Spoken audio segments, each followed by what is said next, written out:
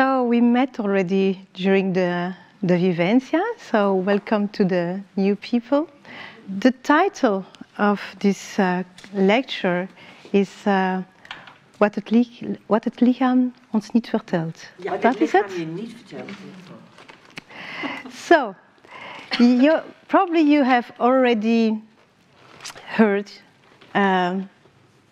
people saying, my body knows what is good for me.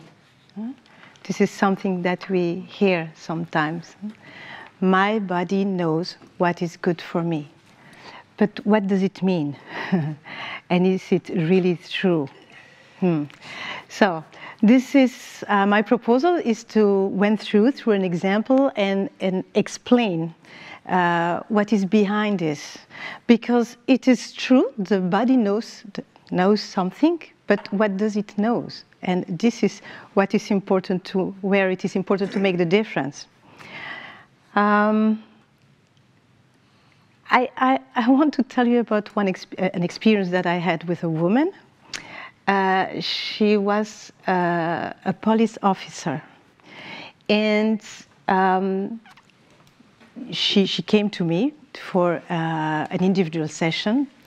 And in that individual session, she explained to me everything that was not working in her life. So she wants to stop her job. She wants to start another training, and indeed she did.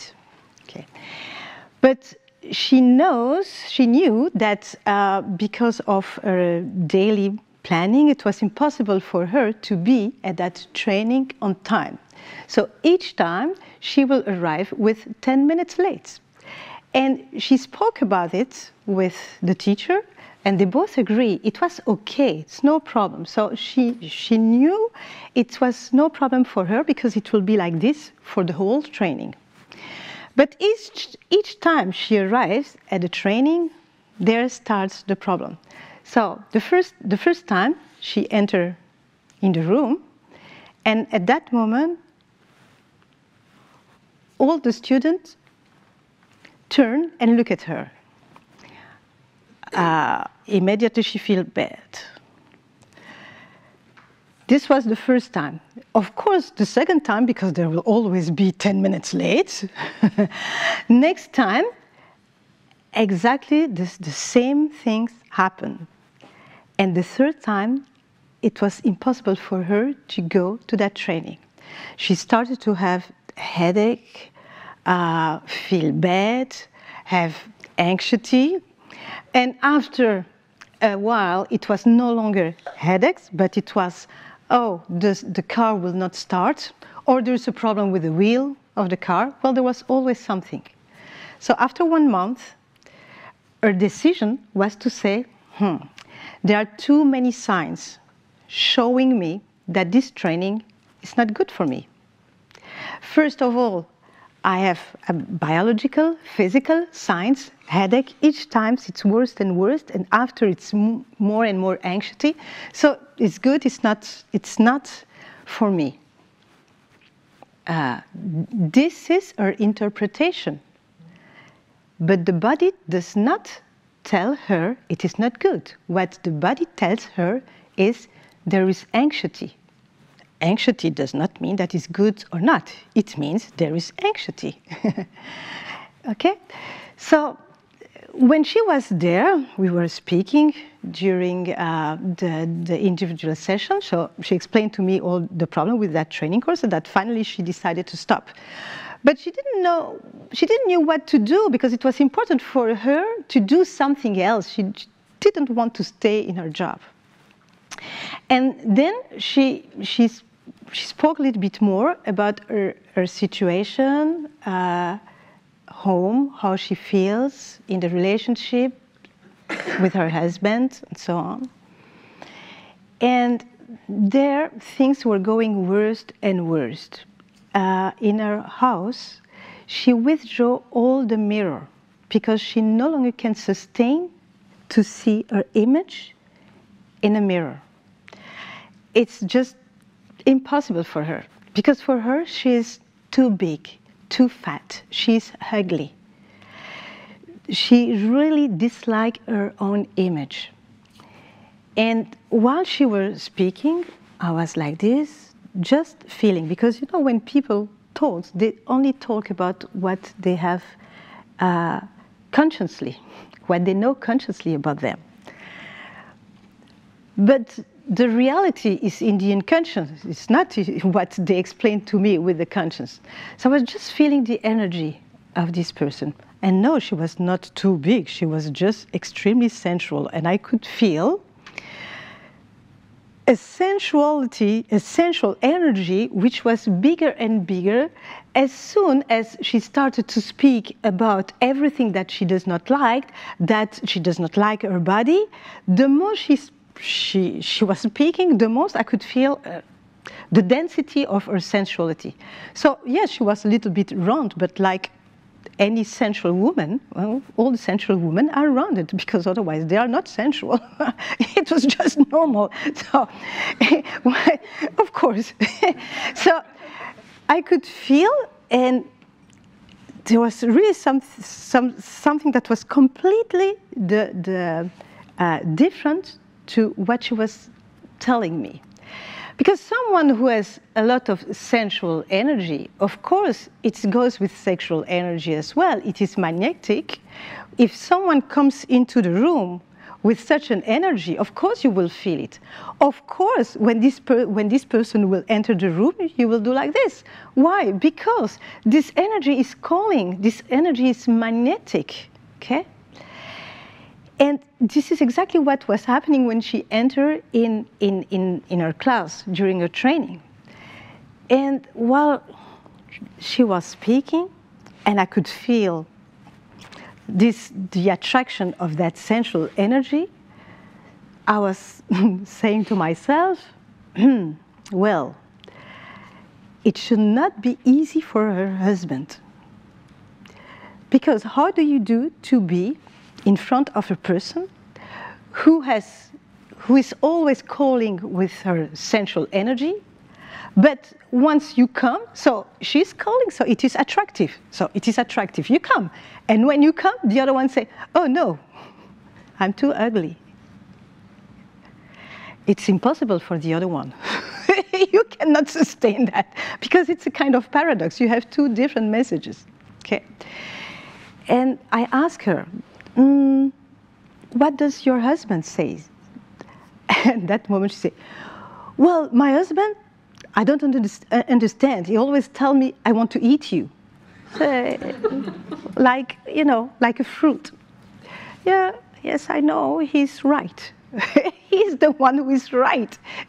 This is, and what you are experimenting in your life, okay, now we will work a little bit on it, and we will see what has created the way you are experimenting your body today, the way you're experimenting your life, the way you are experimenting your relationship with the other. Because there's something wrong. What you say to me and what I can feel from you, it is completely different. While working with her, then I could see, we could meet a moment when she was 6 years old, if I remember correctly. She was 6 years old, and at that moment there was an event creating a trauma, and all the emotion, sensation of that trauma has been repressed since she was 6 years old. And it is because of those repressed emotions that today, in front of an event where she can be shown, where she can be attractive, immediately her body sent to her anxiety or headache.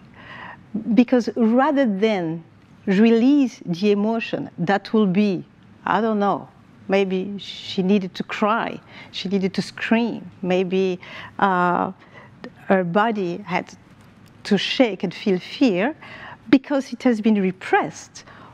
All those emotions that are repressed in the unconscious create now a tension And this tension, as it cannot be released, the body tries to release it in another way, with physical sensation, like anxiety.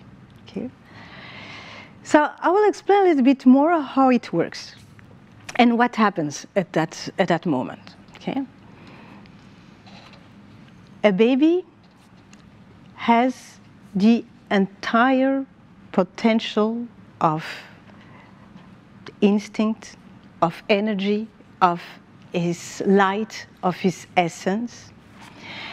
But when you have to live in a society, in a community, in a group, in a family, yes, you come with your whole essence, your whole energy, all of your instinct. But in order to live in this community, you have to control and reduce your own potential in the first period of time. Because you can, for a society to be able to bring to each person what the person needs and the place of each person, the society needs to create rules.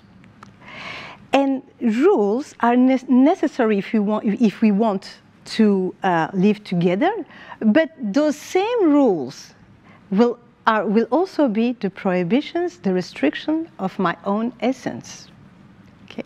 So little by little, I will learn how to control my essence, to be able to fit in the community, to be able to fit in my family.